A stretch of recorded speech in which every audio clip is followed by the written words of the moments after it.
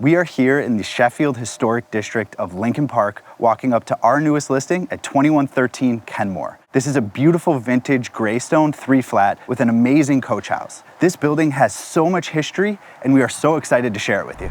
So the history behind this property is fascinating. In 1887, a cottage was actually built right here on the front end of the lot by a woman named Miss McLean. She then, shortly thereafter, sold it to a woman named Augusta Jacobs, who had the cottage raised up off the ground, located to the rear of the lot, and then had this Greystone built for $5,000 in its place. So the Greystone itself retains a lot of the original woodwork with built-in cabinetry, ornate railings and banisters, French doors, built-in cupboards with sliding glass doors on all 3 floors, of course hardwood flooring throughout. The coach house has a beautiful stained glass window above the main picture frame window with original recessed shutters. These buildings are sound and attest to the fine craftsmanship from those days. So believe it or not once over the last 75 years has anyone outside of the family lived in the property. Children and grandchildren ran around these hallways, and as you can see, it's as if time has stood still. So you've heard the story of the building and of the family that owned the building,